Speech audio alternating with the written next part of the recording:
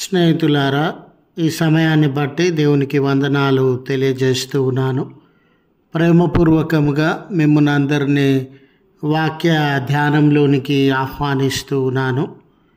విడిచిపోమ్మని ఆయనను వేడుకొనిరి అనే ఆలోచనను మీతో కూడా పంచుకోవడానికి ఇష్టపడుతూ ఉన్నాను కనుక దేవుని యొక్క వాక్యమును మీరు ముగింపు వరకు ఆలకించాలని మీ కుటుంబ సభ్యులతోనూ తోటి విశ్వాసులతోనూ ఈ వీడియో షేర్ చేసుకోవాలని మీ ప్రార్థన మనవులు ఎట్టివైనను కామెంట్స్ రూపంలో కానీ ఫోన్ కాల్ ద్వారా కానీ తెలియజేయండి. నమ్మకంగా మీ కొరకు ప్రార్థిస్తాము. ఈ వీడియో మీ ఆధ్యాత్మిక జీవితంలో ఉపయోగకరంగా ఉంది అని మీకు అనిపిస్తే దయచేసి ఈ ఛానల్ని సబ్స్క్రైబ్ చేసుకునవలసినదిగా మనవి చేస్తూ ఉన్నాను. లేఖనము లూకా సువార్త 8వ అధ్యాయము 37వ వచనము. జనులందరూ బహు భయక్రాంతులైరి గనుక తమ్మును విడిచిపోమని ఆయనను వేడుకొనిరి.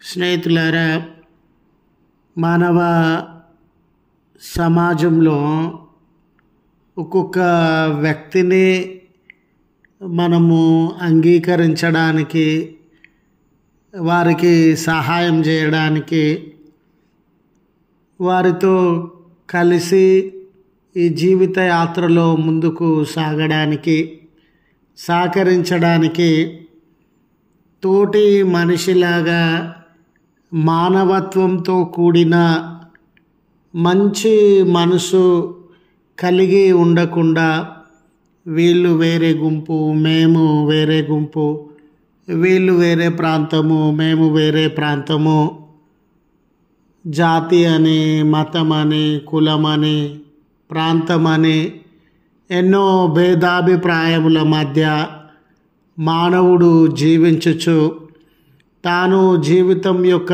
మాధుర్యాన్ని అనుభవించకుండా, తన ఎదుట ఉన్నటువంటి వ్యక్తి కూడా జీవితంలో నెమ్మది కలిగి జీవించకుండా ఎన్నో కల్పితములను, విభేదములను సృష్టిస్తూ ఉన్న దినాలలో మనము జీవించుచూ ఉన్నాం. దీని వలన మనలో నెమ్మది లేకుండా, మన చుట్టూ ఉన్న వారిలో నెమ్మది లేకుండా అనేకుల ఆయాసానికి, దుఃఖానికి కారణమయ్యేటటువంటి వారంగా ఉన్నాం. నేటి సామాజిక పరిస్థితులను గమనించినప్పుడు కులము, మతము, జాతి, ప్రాంతము వీటికి ఇచ్చుచున్న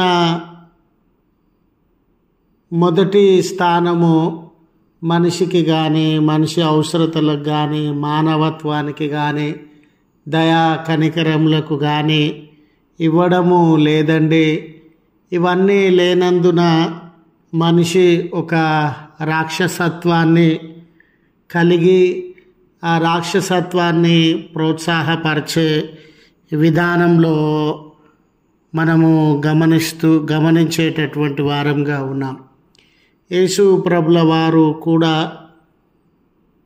తన సొంత ప్రాంతాన్ని, సొంత భాష, వారి యొక్క కులమనండి, మతమనండి, సాంప్రదాయాలు, పద్ధతులు ఏదైనా అనండి, వాటికి భిన్నంగా గెరాసీనీయుల దేశమునకు వెళ్ళి ఆ ప్రాంతంలో అడుగు పెట్టడం అనేది చాలా వినూత్నమైన విషయము, కొత్త విషయమని మనము చెప్పుకోవచ్చు.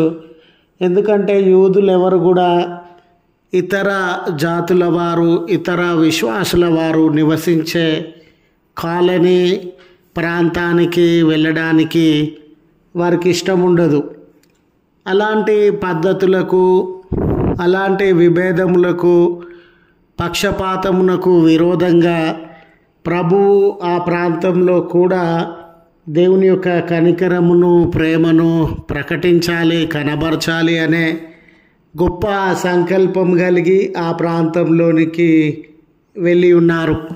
అక్కడికి వెళ్ళగానే అపవిత్ర ఆత్మ, మానసిక స్థితిగతులు సరిగ్గా లేనటువంటి వ్యక్తి మనుషుల మధ్య అతడు నివసించడం లేదండి. తన ఒంటి మీద వస్త్రాలు వేసుకొనడం లేదు. అతన్ని కంట్రోల్ చేయాలని ఎంతమంది ప్రయత్నించినా కూడా అతన్ని కంట్రోల్ చేయడం అనేది కష్టతరమైనటువంటి సందర్భము. అతడు ఆ సమాజానికి, కుటుంబానికి, పరిసరాలకి హానికరమైన వ్యక్తిగా, ఇబ్బంది కలుగజేసే వ్యక్తిగా మారిపోయినాడు. అంత మాత్రమే కాదు, తన శరీరాన్ని తాను మానక గాయపరుచుకొనుచు ఉన్నాడు. అతడి శరీరానికి ఇబ్బంది కలుగుతూ ఉంది, ప్రమాదం జరుగుతూ ఉంది. ఇతరులకు ఇబ్బంది కలుగుతూ ఉంది, ప్రమాదం జరుగుతూ ఉంది. మనుషుల మధ్య అతడు జీవించలేని పరిస్థితుల్లో, అతడు సమాధులలో నివాసం ఉన్న వేళ అతని తల్లిదండ్రులు, భార్య పిల్లలు, తోబుట్టువులు, అతని స్నేహితులు ఎంతగానో వేదనను అనుభవిస్తూ ఉండవచ్చు. అలాంటి బంధకాలలో ఉన్నటువంటి వ్యక్తిని ప్రభులవారు స్వస్థపరిచిన సందర్భంలో అతనిలో సేనా దయ్యము ఉండిందండి. ఆ దయ్యము పందుల మంద మీద పడడం వలన, ఆ పందుల్లోనికి వెళ్ళడం వలన ఆ పందులన్నీ సముద్రంలో దూకి మరణించినటువంటివిగా ఉండినవి. అయితే అక్కడ ఉన్నటువంటి ప్రజలు దీన్ని అంతటినీ గమనించి వాళ్ళ హృదయంలో ఇలాంటి ఆలోచన రావడం లేదండి, మనము వేరే ప్రాంతం వారమైనా, దేశం వారమైనా మన మధ్యలోనికి ప్రభులవారు వచ్చి స్వస్థతనిచ్చినటువంటి వాడుగా,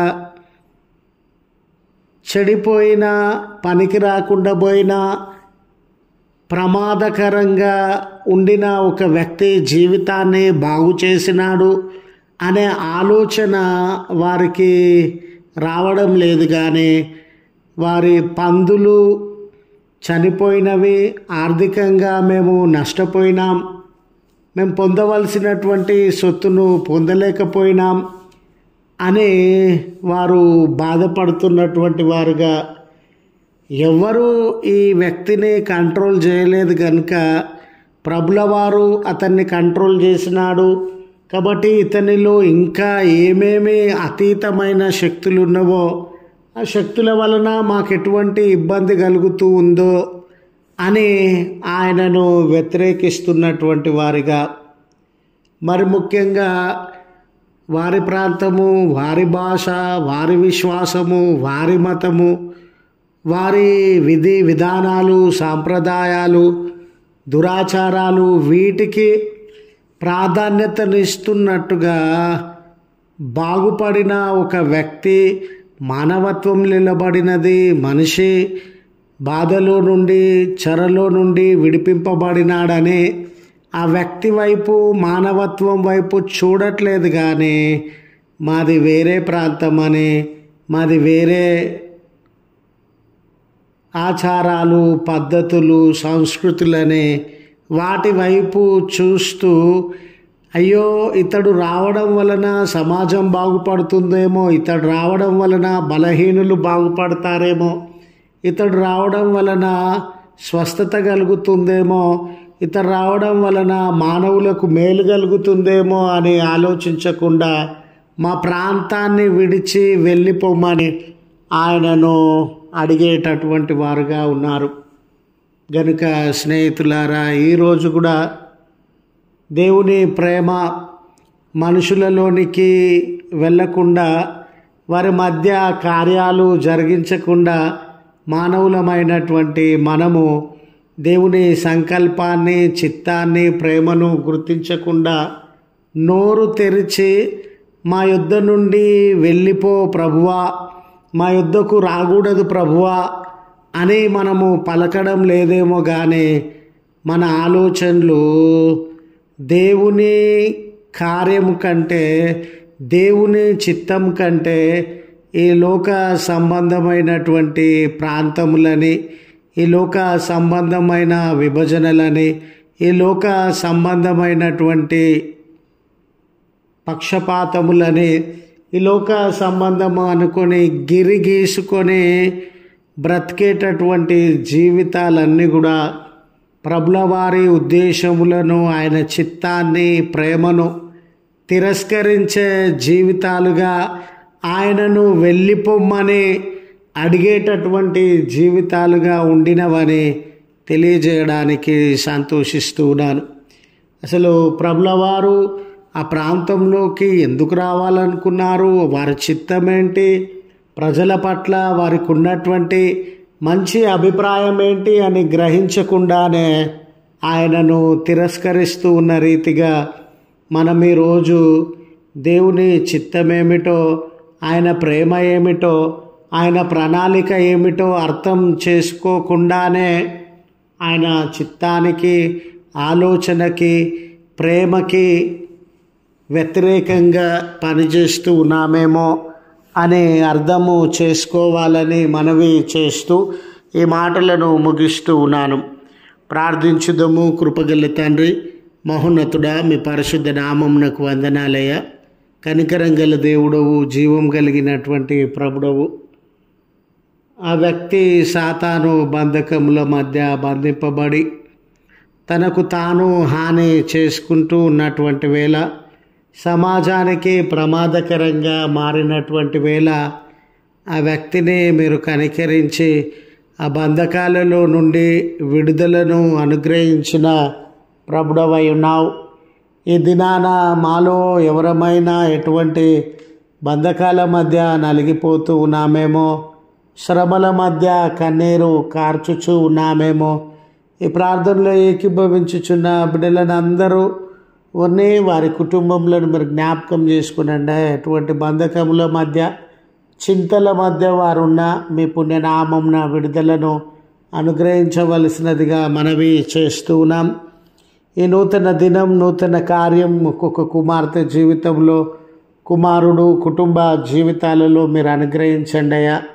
ఏది నూతన పరచబడాలని, ఏది వారి జీవితాలలో మార్పు నొందాలని వారు ప్రార్థన చేస్తూ ఉన్నారో అటువంటి నూతనత్వాన్ని వారి జీవితాలలో అనుగ్రహించి వారి శ్రమలను, బాధలను, బంధకములను, కన్నీళ్లను, ఆపదలను, కొరతలను దూరపరిచి నెమ్మది మీ నామమున అనుగ్రహించుమని, జన్మదినమని, వెడ్డింగ్ యానివర్సరీ అని గుర్తు చేసుకొనుచున్న బిడ్డలకు మీ కృప, దీవెన దయచేయమని క్రీస్తు పేరట వేడుకొనుచు ఉన్నాము తండ్రి.